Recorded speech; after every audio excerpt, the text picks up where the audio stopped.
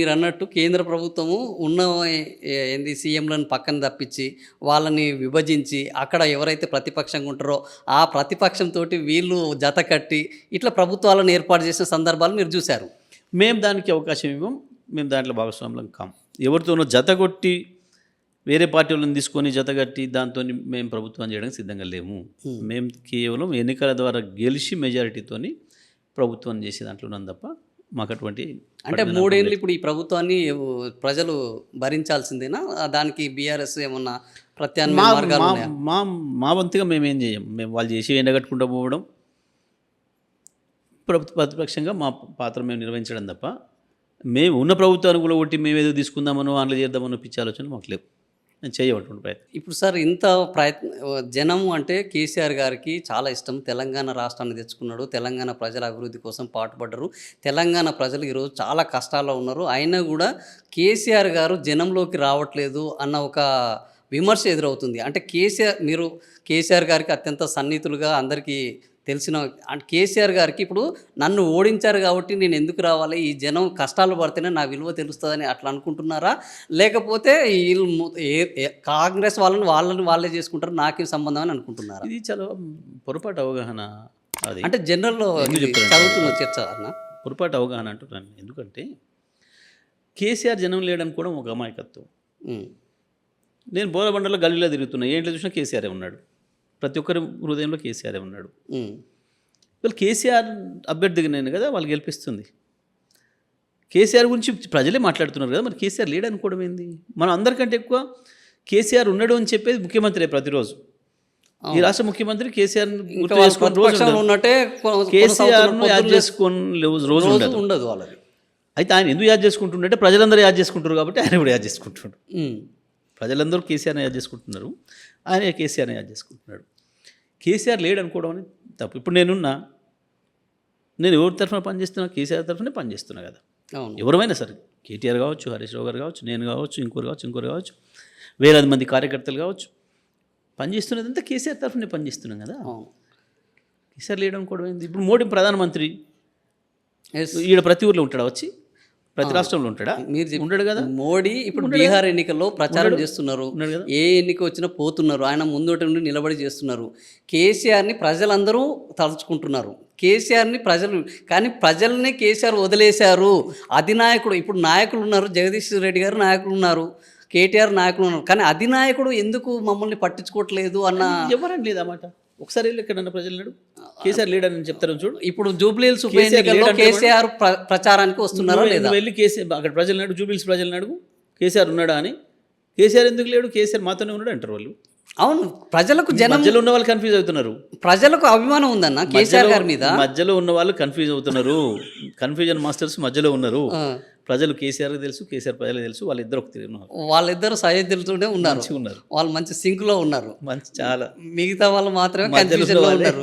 Gas నింపుకొని మధ్యలో కన్ఫ్యూజన్లు ఉన్నారు. కానీ ప్రజలతో కేసీఆర్ ప్రజలతోనే ఉన్నాడు, ప్రజలతోనే ఉంటాడు. ఎప్పుడు ఉన్నాడు కాబట్టి ఇవాళ ఎందుకు ఏ సర్వే చూసినా బీఆర్ఎస్ గెలుస్తుంది అని అందరం ఎందుకు వస్తుంది? కేసీఆర్ ఉన్నాడు కాబట్టి వస్తుంది కదా. కేసీఆర్ లేకపోతే మర్చిపోతారు కదా ప్రజలు. జ్ఞాపకం పెట్టుకుంటున్నట్టే దాని అర్థమైంది. ఆయన ఉన్నట్టే కదా. ఇప్పుడు మేము ఉన్నాం, మమ్మల్ని పిలిచిండు, చెప్పిండు ఏమేమి పని చేయాలని చెప్పిండు. అధినాయకుడు అంటే అట్లనే ఉంటాడు. ఊరికి వచ్చి అధినాయకుడు అంటే ఆదేశాలు ఇస్తాడు. మరి బజారు ఇంటింటి తిరగలేడు కదా, సర్పంచ్ కాదు కదా. ఇది వార్డు మెంబర్ ఎన్నిక, సర్పంచ్ ఎన్నిక కానీ ఇది ఒక ప్రతిష్టాత్మక ఎన్నిక కదా. నేను ఏమంటున్నా, ప్రతిష్టాత్మకమని నేను అనుకుంటున్నాము. సార్ అనుకోవట్లేదు. చాలా రొటీన్ ఎన్నిక కేసీఆర్కి అది. ఓకే, చాలా రొటీన్ ఎన్నిక. అందుకే అంటున్నా, కేసీఆర్ ప్రజలు ఏందో కేసీఆర్ తెలుసు, కేసీఆర్ ఏందో ప్రజలే తెలుసు. మధ్యలో ఉన్న వాళ్ళకి ఎన్ని గ్యాస్లు ఉంటాయి. కేసీఆర్ లేడని ఒకరు, కేసీఆర్ రాలేదని ఒక ఆయన, ఇంకొకటి ఆయన ఎప్పుడు ఎట్లా కలుస్తున్నాడో వాళ్ళకు కేసీఆర్ తెలుసు. ఎప్పుడు కూడా ఒక నాయకుడు, ఒక పరిపాలకుడు పాలసీల ద్వారా, పథకాల ద్వారా కలుస్తారు ప్రజలు. కలవడం అంటే గది. కరెంటు పోగానే కేసీఆర్ తలుచుకుంటారు, మంచిలు రాకపోతే కేసీఆర్ తలుచుకుంటారు, మంచిలో బిల్లు ఇస్తే కేసీఆర్ తలుచుకుంటున్నారు, హైడ్రా వస్తే కేసీఆర్ తలుచుకుంటున్నారు. అంటే ఏంది? కేసీఆర్ ఉంటే మాకు ఇవి ఉండేగావు, కేసీఆర్ వల్ల మేము బాగున్నాం, కేసీఆర్ వస్తే బాగుంటాం అనే భావన వాళ్ళతో ఉన్నారు. అది నేను చెప్పేది. కేసీఆర్ లీడను, కేసీఆర్ రాట్లేడను, కేసీఆర్ ప్రజల లీడను ఎవరని అంటే అది తెలివి తక్కువ మాట ఇది. కేసీఆర్ని రేవంత్ రెడ్డి కూడా నిత్యం తలుచుకుంటున్నాడు, బట్టి విక్రమార్క కూడా నిత్యం తలుచుకుంటున్నారు. ఎందుకంటే కేసీఆర్ చేసి పెట్టిన అప్పుల కుప్ప, దానికి వడ్డీలు కట్టలేకనే ఈ రాష్ట్రంలో మేము ఏగలేకపోతున్నాం. అసలు ఇది ఆయన ఎవ్వడూ ఇప్పలేని చిక్కుముడిగా తయారు చేసిపోయాడు. అందుకనే మేము ఈ పథకాలు అమలు చేయలేకపోతున్నాం. బాకీ కార్డు మీరు చూపెడుతున్న బాకీ కార్డు, అసలు బాకీ పడ్డది 4.5 లక్షల కోట్లు, 6.5 లక్షల కోట్లు ఈయన చేసిన బాకీలకే మేము అప్పులు చెల్లించలేకపోతున్నాము అంటున్నారు. మరి ఇప్పుడు మీరు వచ్చిండ్రు, అప్పు చేయకుండా ఎందుకు రాజ్యం వెళ్ళిపోతున్నారు? మీరు చేసిన అప్పులను తీర్చడానికి మళ్ళీ అప్పులు చేస్తాం. మేము వచ్చే నాటికి ఏముండే? సర్ప్లస్ స్టేట్గా ఉండే. మేము వచ్చే నాటికి అప్పు ఎంత ఉండే? సర్ప్లస్ స్టేట్ మీకు ఇచ్చారు. 84,000 కోట్ల అప్పు కదా. మేము వచ్చే నాటికి 84,000 కోట్ల అప్పు, ఇప్పుడు ఆదాయం 60,000 కోట్లు. మేము 2.5 లక్షల కోట్ల ఆదాయం చేసిపోయాను. ఏం చేస్తున్నారు మీరు? ప్రభుత్వాన్ని రానియకుండా మీరు పంచుకుంటున్నారు. భారతదేశంలో ఆ మాటకు వస్తే ప్రపంచంలో ఏ ప్రభుత్వాలు అప్పు లేకుంటే లేవు, అప్పు చేయకుండా ఉండవు. ఇవాళ భారతదేశంలో కాంగ్రెస్ పార్టీ ఉండగానే కదా 50 లక్షల కోట్ల అప్పు అయింది దేశానికి. కాంగ్రెస్ పార్టీ ఇక్కడ వెళ్తున్నప్పుడే కదా తెలంగాణ రాష్ట్రానికి 84,000 కోట్ల అప్పు ఉంది, ఆంధ్రప్రదేశ్కి 1,70,000 కోట్ల అప్పు ఉంది. వీళ్ళు వెళ్ళినాడే కదా. వాళ్ళు ఇచ్చిపోయిన అప్పు 84,000 కోట్లు మనకి. నువ్వు నాకు అప్పుతోనే ఇచ్చినాక ఇక నేను అప్పు లేకుండా నేను ఎట్లా పనిచేయాలి? మరి ఇంత అప్పులు ఉన్నప్పుడు ధనిక రాష్ట్రం అని ఎట్లా మీరు ప్రచారం చేశారు? ఇన్ని అప్పులు ఉన్నప్పుడు ధనిక రాష్ట్రం ఎట్లా అవుతుంది? తెలియక, ఆర్థిక విషయాలు తెలియక, తెలివి తక్కువ మాటలు, జ్ఞానం లేక మాట్లాడే మాటలు ఇవి. లెంకల బిందెలు ఉన్నాయనుకొని వచ్చాము మేము. నిజంగానే మీరు చెప్పింది విని వీళ్ళు ఇంటికి ఓనర్లుగా అయ్యామనుకొని రాలే, దొంగలు లెక్క వేసుకపోదాం అనుకొని లంక బిందెల కొరకు వెతకడానికి వచ్చిండ్రు. అసలు విషయం అది. ఎందుకు ఏడుస్తున్నారు? ఈ అప్పు అనే భావన ఎందుకు వస్తుంది అన్నీ అంటే, యజమాని అయితేనేమో యజమానిలాగా వస్తాడు, దీన్ని ఇంకా ఎట్లా బాగు చేయాలి ఏంది అనేది దాని కొరకు ఆలోచన చేస్తాడు. కానీ వీళ్ళు వేసుకుపోవడానికి వచ్చేటోనికి దొంగ ఆలోచన ఎప్పుడు కూడా అట్లనే ఉంటుంది. వీళ్ళు దొంగల్లాగా వచ్చి పడ్డారు, ఏదో తిందాం, వేసుకుపోదాం, తోముకుందాం అనుకొని వచ్చిండ్రు వీళ్ళు. కాబట్టి వీళ్ళకి అది అర్థం కావట్లేదు. మొదలు రాష్ట్రం అంటే ఏందో అర్థం కాలేదు, ప్రజలంటే ఏందో అర్థం కాలేదు, బడ్జెట్ అంటే అర్థం కాలేదు, మిగులు అంటే ఏందో అర్థం కాలేదు. వీళ్ళకి ఆ భాష తెలియదు, విషయము తెలియదు, పరిజ్ఞానము లేదు. లేక వచ్చి మాట్లాడుతున్నారు. కాంగ్రెస్ పార్టీ ఉన్ననాడే కదా అప్పు ఉంది, భారతదేశానికి కావచ్చు, రాష్ట్రాలకు కావచ్చు. అప్పు తెచ్చే అవకాశాలు సృష్టించేదే కాంగ్రెస్ పార్టీ కదా, కేసీఆర్ కాదు కదా. భారతదేశాన్ని వెళ్ళింది ఇండియా నుంచి చాలా స్పష్టంగా వాళ్ళు కూడా ఒప్పుకున్నారు. తెలంగాణ రాష్ట్రం ఏర్పడే నాటికి 84,000 కోట్ల అప్పు, బడ్జెట్లో 500 కోట్లు మిగులు, 500 కోట్లు మిగులు, రాష్ట్ర ఆదాయం 60,000 కోట్లు ఆనాడు 2014లో. ఆ తర్వాత ఏం జరిగింది? కేసీఆర్ సంవత్సరం ఆదాయం పెంచుకుంటూ పోయిండు. 2.5 లక్షల కోట్ల ఆదాయం తీసుకొచ్చిండు. 2.5 లక్షల కోట్ల ప్రతి సంవత్సరం బడ్జెట్ రాష్ట్ర ఆదాయం వచ్చింది, రెవెన్యూ వచ్చింది. అదే సందర్భంలో ఈ తెచ్చిన అప్పును ఆస్తుల రూపంలోకి మార్చిండు. ధనిక రాష్ట్రం అంటే దాని అర్థమైంది, మీరు ఇవాళ అప్పు తెచ్చిండ్రు, ఈ బిల్డింగ్ కట్టుకున్నారు, దీని అప్పు కింద చూడకూడదు. ఈ తెలితో ఒక మాట మాట్లాడుతున్నారు. దీని ఆస్తి కింద మార్చారు. మీరు అప్పు తీసుకొచ్చి ఆస్తి కింద మార్చారు. మీరు ఇవాళ ఇవన్నీ పోయినాయి, ఇవన్నీ కొత్తగా కొనుక్కురావడానికి 10 లక్షలు అప్పు తెచ్చిండ్రు, ఇవి అవసరమైనాయి. ఈ 10 లక్షలు ఇక్కడ వీటి రూపంలో ఉన్నాయి. నువ్వు ఇది మాట్లాడకుండా కేసీఆర్ అప్పు తెచ్చిపోయాడు, మేము తెచ్చిన అప్పుకి మేము ఏం చేసినాం చూపించినాం. మేము తెచ్చిన అప్పుకి ఆనాడు మనం తెలంగాణ వచ్చే నాటికి 3 లక్షల కోట్లు మన ఆస్తి. ఇక్కడ అప్పు వేరు, ఆదాయం వేరు, ఆస్తి వేరు, అసెట్స్ వేరు.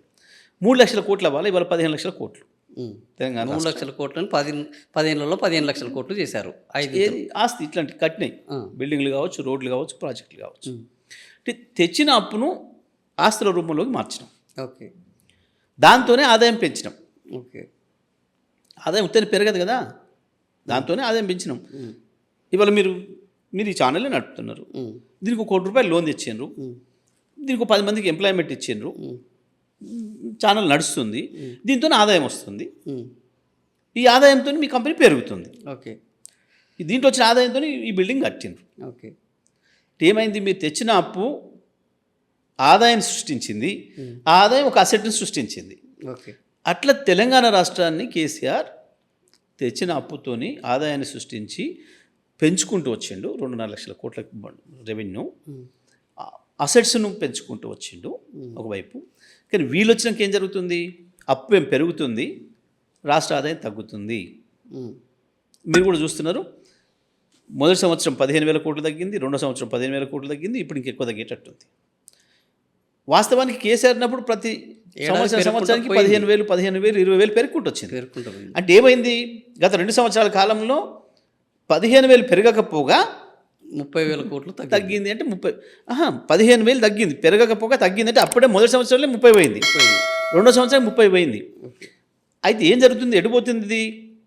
ఇక్కడ లంక బిందెలు లేవు కాబట్టి రాష్ట్ర ప్రభుత్వానికి రావాల్సిన ఆదాయాన్ని వీళ్ళ జేబులలోకి మార్చుకుంటున్నారు. అప్పేం రాష్ట్రానికి తీసుకొచ్చి ప్రజల మీద పడేస్తున్నారు, వచ్చే ఆదాయాన్ని వాళ్ళ జేబులలో తీసుకుంటున్నారు.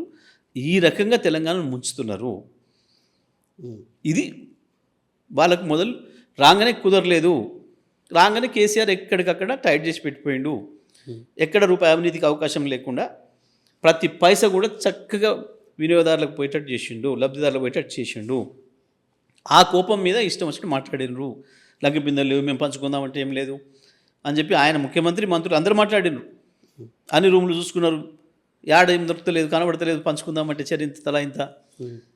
గా పరిస్థితులలో వచ్చిరు, ఒక దొంగల్లాగా వచ్చిరు తప్ప ఈ రాష్ట్రాన్ని బాగు చేయడానికి ప్రజాప్రతినిధులాగా, పరిపాలకుల్లాగా, యజమానులాగా రాలే.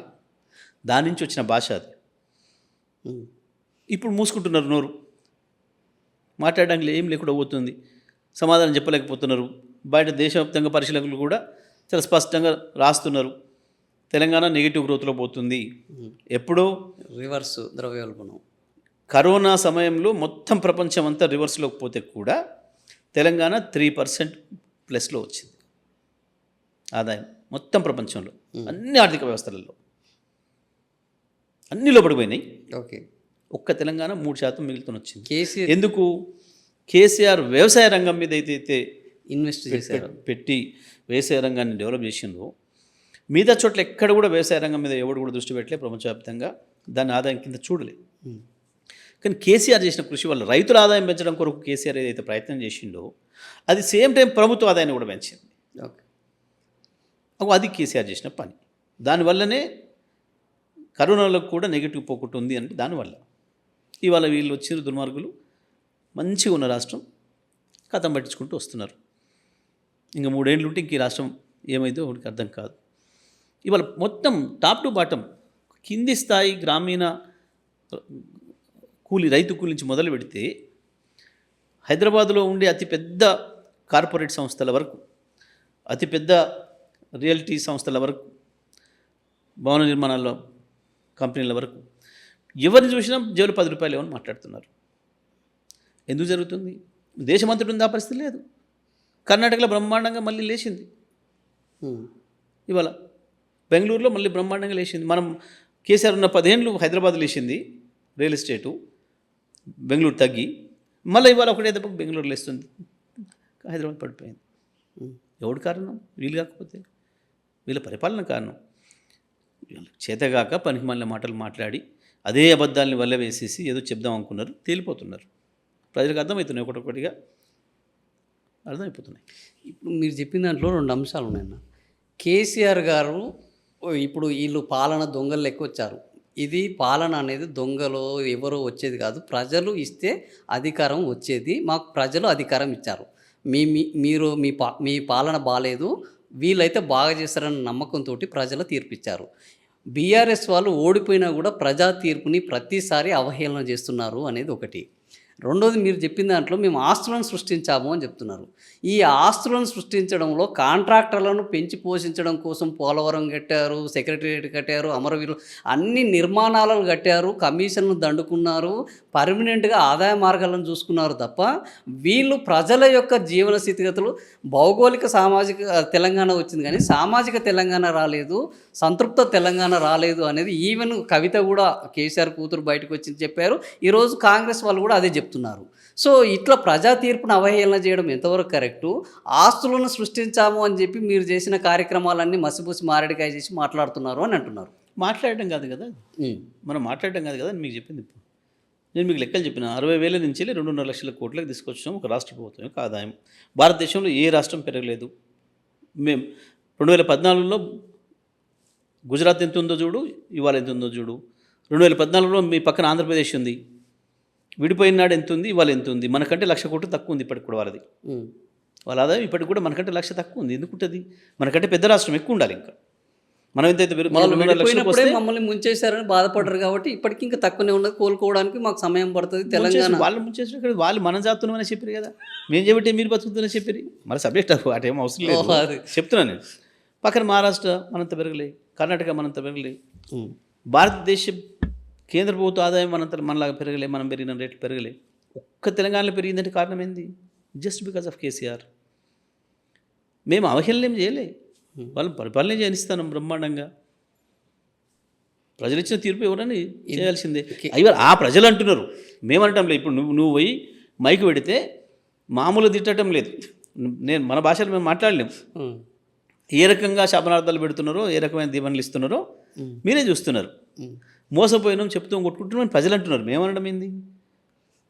అడ్డగోలి హామీలు ఇచ్చిరు, మోసం చేసిండ్రు అనేది సహజం, వాస్తవం అది. కేసీఆర్ 10 ఇస్తే నేను 15 ఇస్తా, కేసీఆర్ 1 ఇస్తే నేను 2 ఇస్తా, కేసీఆర్ 1,00,000 ఇస్తే నేను 1,00,000 రూపాయలు తులం బంగారం ఇస్తా నీకు అదనంగా, కేసీఆర్ 2,000 ఇచ్చి నేను 4,000 ఇస్తా. అన్నీ మీరు వెలపడవన్నట్టు వాడి చెప్పిన ప్రజలు నమ్మించి మోసం చేసిండ్రు. అవహేళన చేయడం ఏంది? చేసింది మోసమే. అవగాహన ఉండిచ్చిరా లేకిచ్చిరా? మీకు ఒకటే విషయాలు చెప్తా. ఎవడన్నా రాజకీయాల్లో ఉన్నోడు, రాజకీయాల్లో నిలబడ్డోడు, నాకు రాష్ట్ర ప్రభుత్వం యొక్క అప్పు తెలియదు, ఆస్తి తెలియదు, ఆదాయం తెలియదు, కానీ నేను పోటీ చేసినా నేను మాటిస్తా అంటే ఎవడన్నా ఒప్పుకుంటారా? చెప్పుతాం కొడతారు. బయట దేశాల్లోనైతే ఉరిశిక్షలు ఇస్తారు వీళ్ళకి, తెలుసా ఆ మాట అంటే?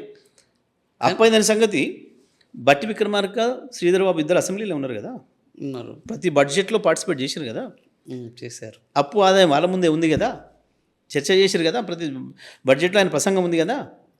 కొత్తగా ఇవ్వాలి ఎందుకు కేసీఆర్ అప్పు చేసిన ఎట్లా మాట్లాడతాడు? కానీ బట్టి విక్రమార్క కూడా చెప్తున్నాడు. నేను అదే అంటున్నా. అంటే ఏంది? ఇంకా మేము ప్రజల్ని మోసం చేస్తాం అని ఒక పిచ్చి భావనలో ఉన్నారు.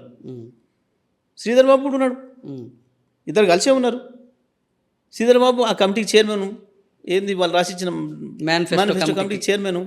ఎట్లా ఇచ్చినావు అన్ని హామీలు? ఏ రకంగా ఇచ్చినావు? మేమేమంటున్నావు? నువ్వు హామీ ఇచ్చింది నెరవేర్చు అంటున్నాం. అవహేళన చేసేది ఏంది? 4,000 ఇస్తున్నావు బిడ్డ ఈ అంటున్నాం.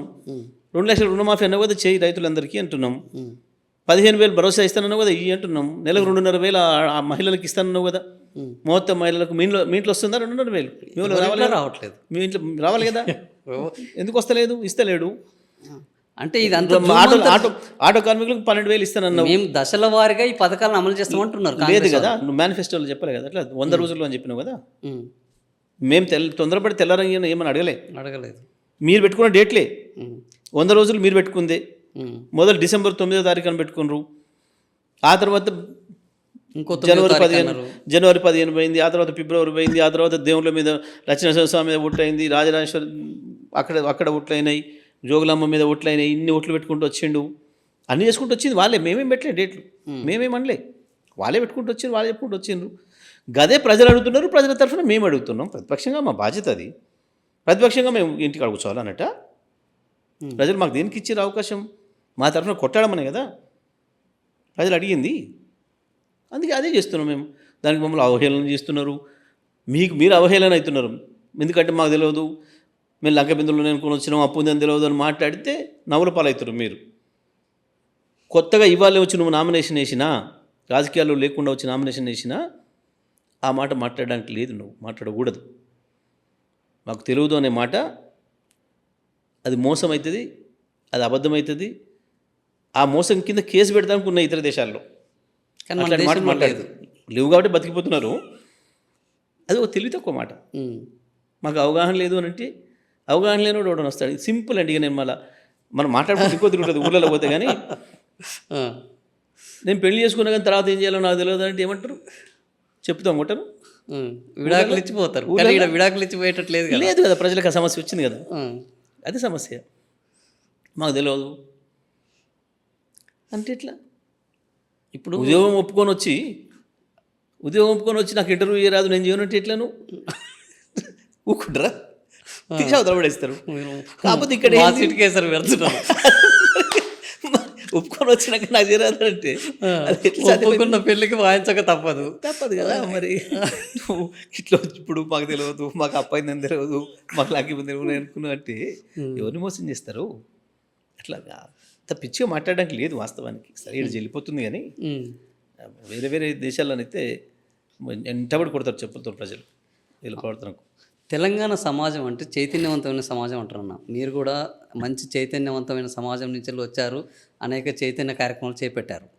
సో కేసీఆర్ 10 ఏళ్ళ నుండి కూడా జనం ఓడిపోవద్దు, జనం గెలవాలని జనాన్ని మస్తు చైతన్యం చేశారు. తెలంగాణ ఉద్యమంలో ఎన్ని ప్రలోభాలు పెట్టినా మాకు తెలంగాణ రాష్ట్రమే కావాలి, తెలంగాణ వస్తే కరెంట్ ఉండదు, తెలంగాణ వస్తే అప్పుల పాలవుతుంది, తెలంగాణ వస్తే అడక్క తింటారు అని ఎన్ని చెప్పినా ప్రజలు నమ్మలేదు.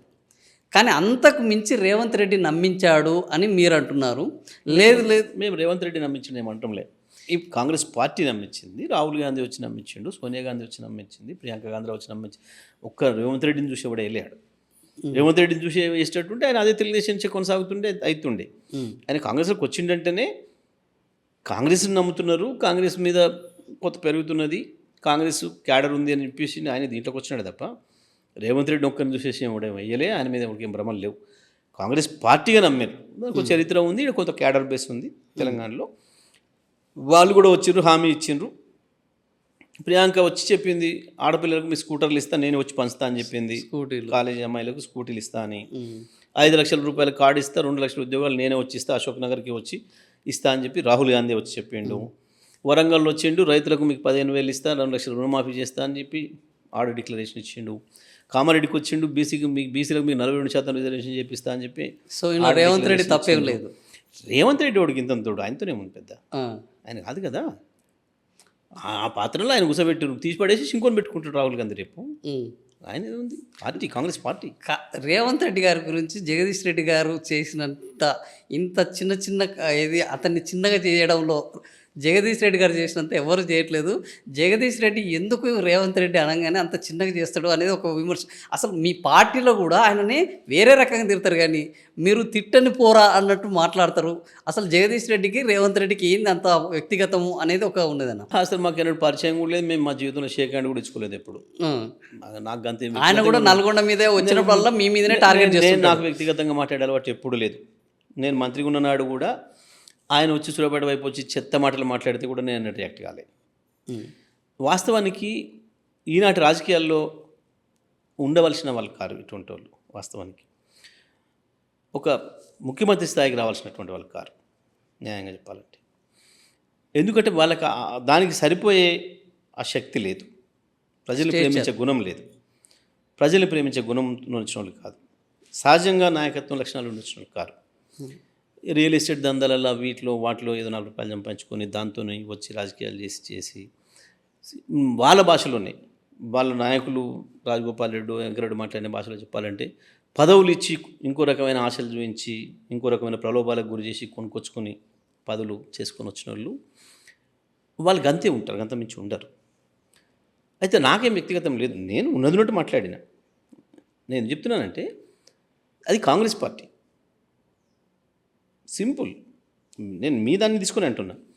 ఆయనకే గంత శక్తి ఉంటే తెలుగుదేశం పార్టీకి అయిన ప్రెసిడెంటే తెలంగాణలో, దాన్ని నడిపి కావచ్చు కదా. దాని అర్థమైంది. దాంతో కాకుండా కాంగ్రెస్లోకి వచ్చి అయిన దాని అర్థమైంది అంటే ఆయన మీద విశ్వాసం ఏం లేదు ప్రజలకి, ఆ పార్టీ మీద విశ్వాసం లేదు. ఈ పార్టీకి కొద్దిగా అంత ఉంది ఇక్కడ తెలంగాణలో బేస్ ఉంది, కాబట్టి దీంట్లో పోయి ఏదైనా పదవి సంపాదించుకోవాలనే ఉద్దేశంతో వచ్చిండు ఆయన. ఆయన ముఖ్యమంత్రి అయితే కూడా ఏం కలగనలేదు, అనుకోకుండా వచ్చి మీద పడే తప్ప అదే ఆయన అనుకుని అయింది ఏం కాదు. ఇంకోటి ఆ గెలుపును కూడా మీరు అంగీకరించే అవకాశమే లేదు. కాదు, అందుకనే కదా ఇప్పుడు ఈ ఎన్నికలు అయిపోతే రేపు ఆయన పదవి పోతుంది అని చెప్పేసి వచ్చింది కాంగ్రెస్లో. అప్పుడు మొదలైంది, ముస్లిం మొదలైంది అంటే దాని అర్థమైంది ఆయన కాదు, ఆయన నిర్ణయించిన వాళ్ళు ఇంకోరు ఉన్నారు. అది వాస్తవం కాదన్న. ఇప్పుడు జాతీయ పార్టీ కాంగ్రెస్ తెలంగాణని ఏంది ఇచ్చిన పార్టీ మేము అని చెప్పుకుంటారు, తెచ్చిన పార్టీ మేము అని టీఆర్ఎస్ చెప్పుకుంటారు. అట్లాంటప్పుడు అంతకుముందు 2 ఎన్నికలలో కూడా కాంగ్రెస్ పార్టీ కొట్లాడింది, కానీ అంతకుముందు 2 ఎన్నికలలో కాంగ్రెస్ పార్టీ గెలవలేదు. అంతకుముందు ఆ కాంగ్రెస్ పార్టీకి నాయకుడు రేవంత్ రెడ్డి లేడు, కానీ ఆ తర్వాత రేవంత్ రెడ్డి నాయకత్వం వహించాడు, అధ్యక్ష పదవి చేపట్టాడు. ఆ తర్వాత పార్టీని తీసుకొని వచ్చాడు. కాబట్టి ఆ క్రెడిట్ పార్టీ నాయకుడికి వస్తుందా? పార్టీకి వస్తుందా? అంతకుముందు కూడా పార్టీ ఉన్నది కదా! అంత కర్ణాటకలో కూడా పార్టీ ఉంది. హ్మ్. అంతకుముందు వేరే వాళ్ళు ఉండ్రి. ప్రెసిడెంట్ వేరే ఆయన ఉండి ఇంకో ఆయన ఉండే. అవును. ఆ తర్వాత ఇంకో ఆయన వచ్చిండు. సిద్ధరామయ్య ఆయనంత వచ్చిండు. మాత్రం ఆయన కావాలని లేదు కదా. సిద్ అవతల కూడా అంతే, హిమాచల్లో అంతే, పంజాబ్లో అంతే, ఇంకో హర్యానాలో అంతే, ఒకసారి వస్తుంది ఒకసారి పోతుంది. కాంగ్రెస్ పార్టీకు జన సహజంగా ఏ పార్టీకైనా లక్ష్యం. అదే ఆంధ్రప్రదేశ్లో చూసుకుంటే అదే చంద్రబాబు గెలిచిండు, అదే చంద్రబాబు ఓడిపోయాడు. అదే జగన్ గెలిచిండు, అదే జగన్ ఓడిపోయిండు. హ్మ్. అంటే ఈడ పార్టీలకే ఇంపార్టెన్స్ ఉన్నది కానీ అంతే. వ్యక్తులకు ఇంపార్టెన్స్ లేదు. తప్పకుండా జాతీయ పార్టీలు అవి పర్టికులర్గా పార్టీ బేస్డ్ గానే జరుగుతాయి తప్ప అధినాయకత్వాల పైన ఉండే విశ్వాసం తప్ప వీళ్ళు కొద్దిమంది కొంత ఏదైనా ఉపయోగపడతారు. ఇప్పుడు మీరు నియోజకవర్గంలో ఉన్నారు. ఆ నియోజకవర్గంలో 9,090 ఓట్లు కాంగ్రెస్ ఒక పార్టీ ఉన్నాయి. మీరు పోతే ఒక 10 యాడ్ చేయగలిగితే చేస్తుండొచ్చు. ఓకే. గెలవడానికి మీరు ఒక వ్యక్తిగా ఒక 10 మీ కాడ ఉంటే ఉండొచ్చు. అంతవరకు తప్ప పార్టీ అనేది ప్రధానమైంది. ఓకే. అట్లాంటప్పుడు మరి బీఆర్ఎస్ పార్టీ కాంగ్రెస్ పార్టీ విధానాల మీద కాకుండా కేవలం రేవంత్ రెడ్డి మీద మాట్లాడుతున్నారు. పొద్దున లేస్తే అస్సలు లేదు, ఎప్పుడు కూడా లేదు. మేము ఆయన పేరు కూడా ఎక్కువసారి తీసుకోము. మేము కొన్ని సందర్భాల్లో ముఖ్యమంత్రి అన్నప్పుడు టక్మని పేరు వస్తుంది కాబట్టి మాట్లాడమే తప్ప 100% కాంగ్రెస్ పార్టీ వైఫల్యమే. మేము రాహుల్ గాంధీని ప్రశ్నిస్తూ ఉన్నాం,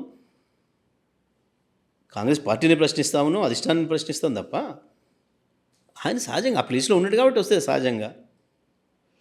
ఇప్పుడు ముఖ్యమంత్రిగా రేవంత్ రెడ్డి ఆ సీట్లో కూర్చున్నంత కాలము నేను అసెంబ్లీకి వెళ్ళను అని కేసీఆర్ అనుకుంటున్నారు. కాబట్టే ఆయన దిగిన తర్వాతనే అనుకుంటున్నారు అని మీరే అనుకొని మీరే రాసుకొని అంటే మీరే చెప్పుకొని అసెంబ్లీకి మీరే పోతారు. రావట్లేదు కదన్న. ఎందుకు కేసీఆర్ రాలేదు? గారు అసెంబ్లీకి వచ్చి ఎందుకు ఇంతవరకు రేవంత్ రెడ్డిని ఎందుకు రాలేదు? అసెంబ్లీలో ఫేస్ చేసిన సందర్భం లేదు కదా. ఎందుకు రాలే? కేసీఆర్ వచ్చిండు కానీ వాళ్ళు ఇటువైపు అటువైపు కూర్చున్న సందర్భం రాలేదు కదా. గాల ముందట మాట్లాడాలి. నా కేసీఆర్ వచ్చి మేము ఉంటేనే పారిపోతున్నారు. ముఖ్యమంత్రి కదా. సరే రేవంత్ రెడ్డి పక్కన పెడితే నేనేమంటున్నా, నేను ముఖ్యమంత్రిని అంటున్నాను. నేను అనేది ముఖ్యమంత్రి, డిప్యూటీ ముఖ్యమంత్రి, మేము ఒక్కరు మాట్లాడితే వరుసగా ఎలక్ట్రీషియన్ కాంపిటీషన్కి వచ్చినట్టు ముఖ్యమంత్రి నుంచి 9 మంది మంత్రులు మేము 1 నిమిషం లేస్తే 2 నిమిషాలు లేచి మాట్లాడుతున్నారు.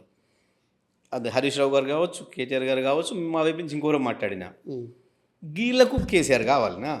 ఇక గీళ్ళ గొప్ప ప్రతిభ, వాళ్ళ ప్రభావవంతమైన వారి ఉపన్యాసాలకి, వారి ప్రగతిశీలమైన ఉపన్యాసాలకి, అంత అద్భుతమైన ఉపన్యాసాలు వినడానికి కేసీఆర్ కావాలనా? ప్రతిపక్ష నేతగా రావచ్చు కదా. ప్రతిపక్ష నేతగా ఆయనకి ఇందులో మేము ఉన్నాం. ఇంకా ఆయన నాకు అవసరం లేదు.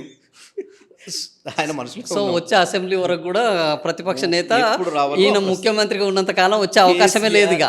ఈయన ముఖ్యమంత్రి లెక్కే కాదు అసలు. మేము ఆయన ముఖ్యమంత్రి గుర్తించట్లేదా మీరు? ఆయన పెద్ద ఇష్యూ కాదు. మీరు ఏందో చాలా మంది మీకు తెలియదు, మేము మీరు ముఖ్యమంత్రి ఏందో అనుకుంటున్నాం. కానీ ఈయన ముఖ్యమంత్రి ఉండా, ఆయన ముఖ్యమంత్రి ఉండా, ఎవరు ముఖ్యమంత్రి ఉండడం ఇష్యూ కాదు. ఆడ ఎప్పుడు రావాలో అప్పుడు వస్తాడు కేసీఆర్ అంతే. ఇప్పుడు మీరు శాసనసభ అంటున్నారు, ఇలా ఎలక్షను మీరే అన్నారు చాలా ప్రతిష్టాత్మకమైన ఎలక్షన్ ఇది, ఇట్లా అట్లా అవును అని మనం గింజుకుంటున్నాం. అవును. మరి కేసీఆర్ వచ్చింది ఆడికి. కేసీఆర్ వస్తారా రాదా అనేది కూడా ఒకటి ఉత్కంఠ ఉన్నది. నువ్వు శాసనసభ పక్కన పెట్టు.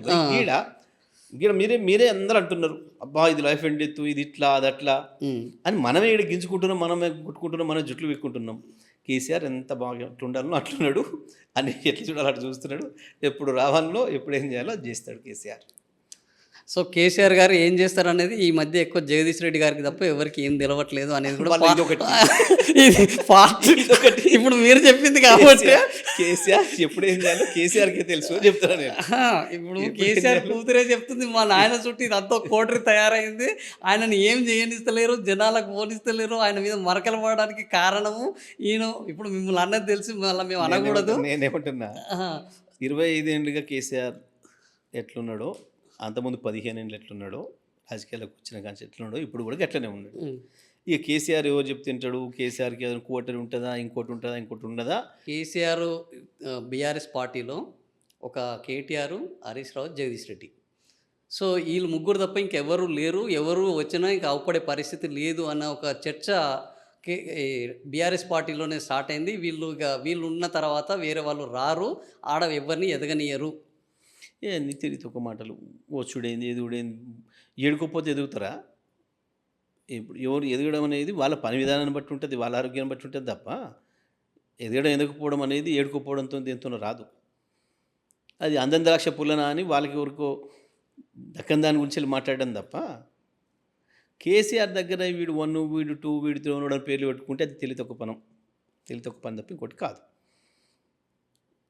కేసీఆర్ గురించి తెలియక మాట్లాడేటోళ్ళు మాట్లాడుకునే మాట్లాడు. జగదీష్ రెడ్డి గారు ఇవన్నీ మీడియాలో రాసుకోవడం మనకు వచ్చేది తప్ప వాస్తవాలు అట్లా ఉండవు. కాదన్న, బయటకు చూసినా కూడా జగదీష్ రెడ్డి గారి రాజకీయ చాణక్యం మొత్తం ఏంటంటే నల్గొండ మొత్తం ఓడిపోయింది, ఒక జగదీష్ రెడ్డి గారు మాత్రమే నిలబడ్డారు. బీఆర్ఎస్ ఇంత వేవ్లో కూడా చాలామంది ఓడిపోయారు మహామహులు, కానీ జగదీష్ రెడ్డి గారు ఒక్కడే నిలబడ్డారు. ఒక్క అక్కడనే కాదు కదా, చాలా జిల్లాలో అయింది. మరి అక్కడ ఆ జిల్లాలో మహబూబ్నగర్ పోతే ఇక విజయుడు కొత్త అబ్బాయి గెలిచిండు, కృష్ణమోహన్ రెడ్డి గెలిచిండు, వరంగల్ కూడా 2 గెలిచిండ్రు, 10 మంది ఓడిపోయినరు. ఆదిలాబాద్లో మొత్తం ఓడిపోయారు, కొత్త వాళ్ళు గెలిచిండ్రు. అక్కడ కూడా ఏముంటుంది పెద్ద కాదానికి, అది పెద్ద ఇష్యూనే కాదు.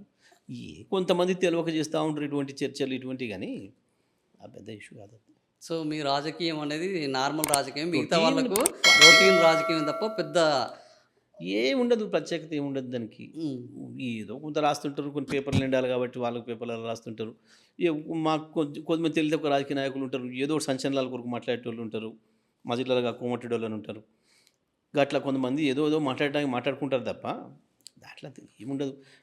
పలానోళ్ళు గెలిచారు, పలానోళ్ళు ఓడిపోయారు, చాలా చోట్ల జరిగింది, చాలా జిల్లాలో జరిగింది. దానికి ఎవరు ఏం చేస్తారు అన్న? ఇప్పుడు బీఆర్ఎస్కి సంబంధించి మీరే ఈ ప్రశ్నకు సమాధానం చెప్పగల సమర్థ నాయకులను మా అభిప్రాయం. టీఆర్ఎస్ తెలంగాణ రాష్ట్ర సమితి నుంచి భారత రాష్ట్ర సమితి అని మార్చడం వల్ల తెలంగాణ పేగుబంధం తెగిపోయింది.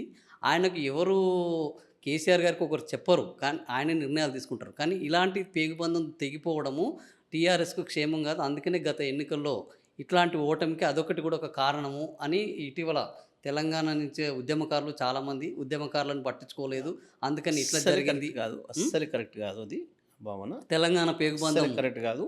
బీఆర్ఎస్ పేరు మీద అద్భుతంగా గెలుస్తాం రేపు మళ్ళీ బ్రహ్మాండంగా. ఇక్కడనే కాదు, దేశ రాజకీయాల్లో కూడా కీలక పాత్ర పోషిస్తాం బీఆర్ఎస్తోని, అందులో సందేహం ఏం లేదు. అది పొరపాటు అవగాహన, అక్కడ ఎవరేం కన్ఫ్యూజ్ కాలేదు, దానివల్ల ఎక్కడేం చిన్న ఇబ్బంది జరగలేదు. మేము పోవడానికి కారణాలు స్పష్టంగా ఉన్నాయి. కాంగ్రెస్ పార్టీ ఇచ్చిన ఎక్కువ హామీలు ఏదైతే ఉన్నాయో అవి కొంత అట్రాక్ట్ చేసినాయి. అది కూడా 1-2% ఓటుతో పోయింది తప్ప ఇంకెక్కువ కాదు. ఈ అవగాహన సరైనది కాదు. బీఆర్ఎస్ తప్పకుండా బీఆర్ఎస్ ఉంటుంది. రేపు ఒక్క తెలంగాణలో కాదు, దేశంలో ఇంకా ఇతర రాష్ట్రాల్లో కూడా బీఆర్ఎస్ పాత్ర పోషిస్తుంది. తప్పకుండా కేంద్ర రాజకీయాల్లో కూడా కీలకం అవుతుంది. ఇప్పుడు మన ఇటీవల కొంతమంది బీఆర్ఎస్ ఇది పార్టీ ఫిరాయించిన ఎమ్మెల్యేలు బీఆర్ఎస్ పార్టీలో అసలు సీఎం గారిని కలవడానికి, సీఎంగా ఉన్నప్పుడు వీలు పడలేదు, చివరికి ప్రతిపక్షంలో వచ్చిన తర్వాత కూడా మేము ఆయన కలిసే పరిస్థితి లేదు, మా మాటలు వినకనే మేము పోయినాము అని పార్టీ ఫిరాయించిన ఎమ్మెల్యేలు అన్నారు. ఓడిపోయిన తర్వాత వేరే పార్టీలకు పోతున్న ఎమ్మెల్యేలు అంటున్నారు. పార్టీ ప్రతిపక్షంలోకి వచ్చిన తర్వాత కూడా కేసీఆర్ గారిని కలిసే అవకాశం లేదు అనేది ఒక విమర్శ వస్తుంది. వెళ్ళిపోయిన వాళ్ళు అనే మాటలకు విలువ ఉన్నది కదా, ఉన్నవాళ్ళు అనలేరు కదా, వెళ్ళిపోయిన ఉన్నవాళ్ళు బయటికి చెప్పలేరు. నేను ఏమంటాను, వెళ్ళిపోయినోడు మాట్లాడే మాటకు విలువ ఉండదు, సింపుల్ లెక్క. కానీ ఉన్నవాళ్ళు మాత్రం బయటికి చెప్పలేరు కదా. ప్రాంతీయ పార్టీ ఒకసారి వాళ్ళని అడుగురు, ఇప్పుడు ముఖ్యమంత్రి ఎన్నిసార్లు కలుస్తుండో ఇప్పుడు చూడు, ఒకసారి వాళ్ళ బాధ ఏందో చూడు, ఒకసారి పెట్టి తీసుకుపోయి అడుగురి.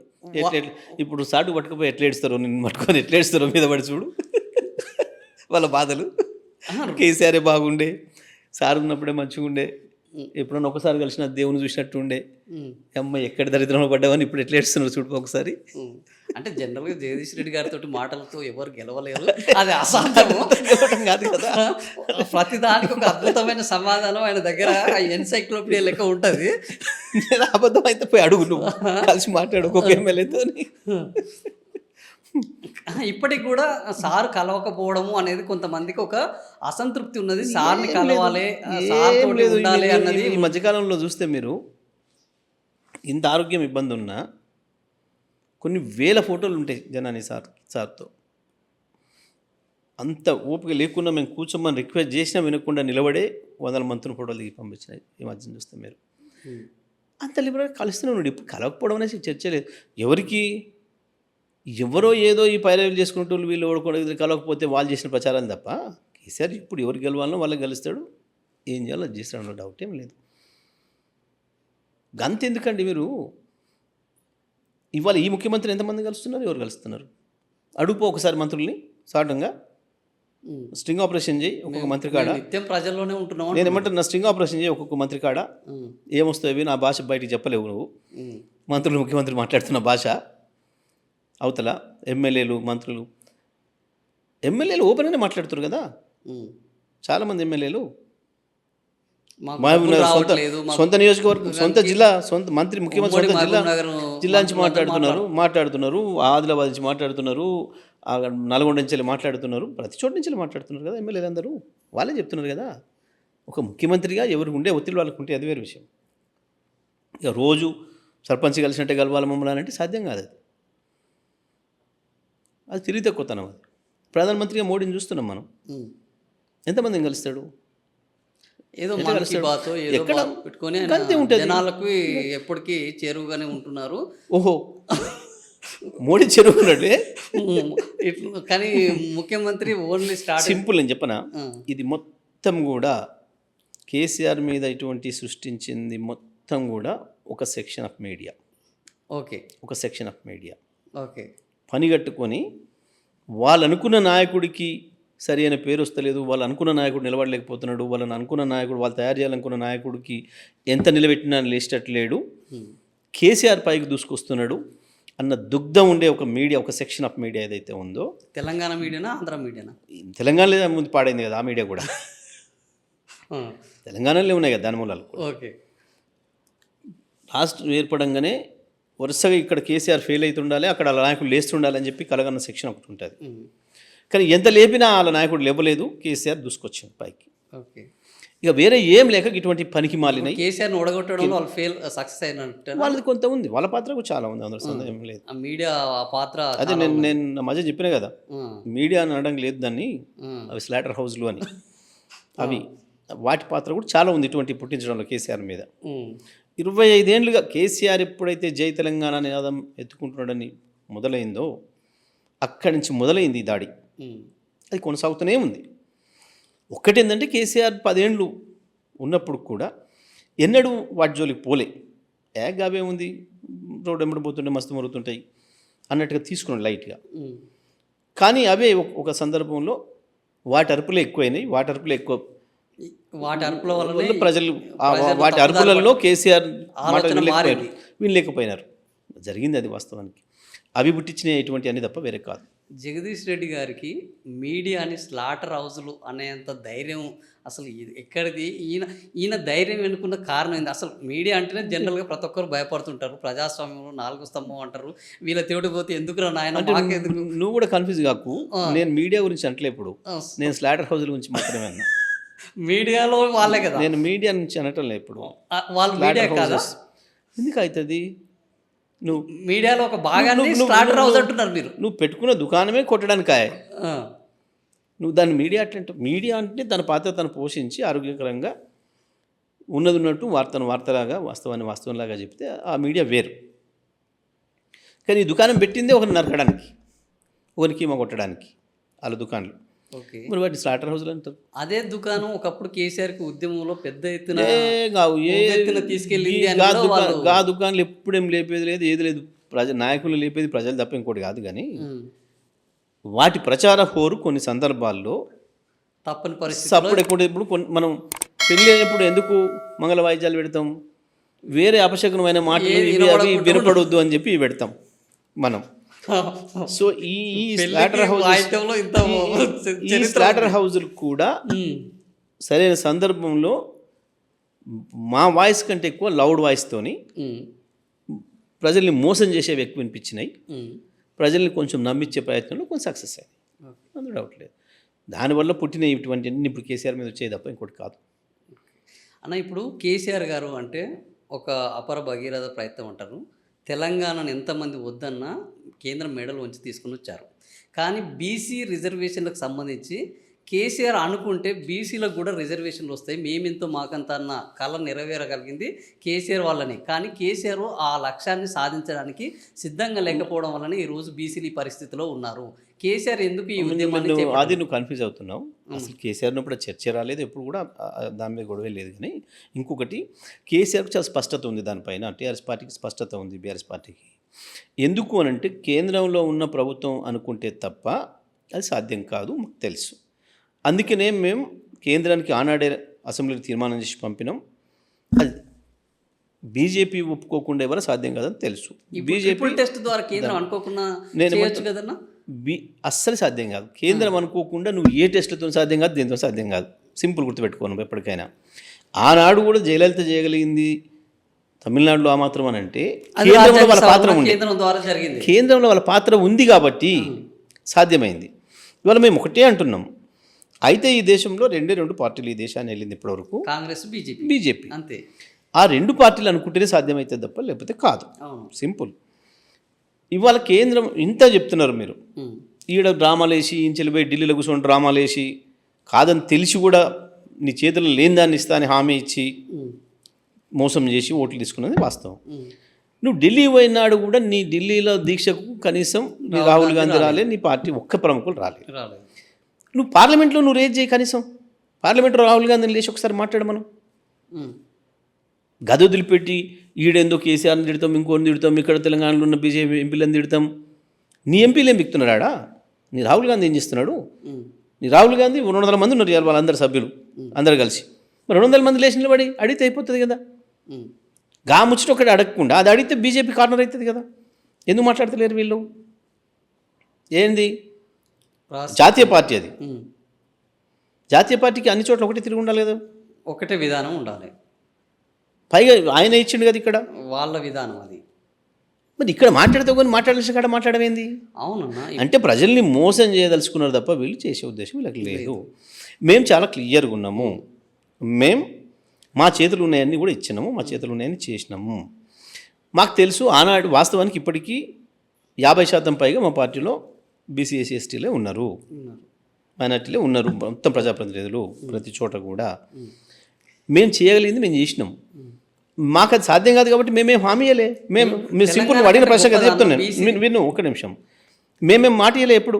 మేము మా ఎలక్షన్ హామీలలో ఎక్కడ లేదు, చూడు ఇవ్వలేదు. మరి లేనప్పుడు చర్చ ఎందుకు? మా ఎజెండాలో లేని విషయాన్ని పట్టుకొని ఇది అనుకుంటే కాకపోయిందా అంటే ఇప్పుడు మొన్న మీరు సంతకాలు పెట్టారన్న, మీరు కూడా అసెంబ్లీలో వాళ్ళు తీసుకొచ్చిన బిల్లుకు సంతకాలు పెట్టారు. తప్పకుండా మద్దతు ఇస్తామని చెప్పినాం, సంతకాలు పెట్టారు. మేము కూడా 42% రిజర్వేషన్ మద్దతు ఇచ్చారు. ఎజెండా వాళ్ళది, ఎజెండా వాళ్ళది, ఇచ్చింది వాళ్ళ హామీ. మీరు అయినా ప్రభుత్వంగా ఈ అసెంబ్లీలో తీర్మానం చేద్దామన్నప్పుడు మా వంతు కూడా మేము ఏకగ్రీవంగా మద్దతు ఇస్తున్నాం అని చెప్పినాం.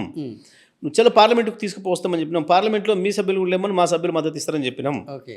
నువ్వు రాహుల్ గాంధీని లేవనెత్తామను మాకున్న 4 రాజ్యసభ సభ్యులు కూడా మీకు మద్దతు ఇస్తారు అని చెప్పినాం. ఓకే. మేము చాలా క్లారిటీతో ఉన్నాం.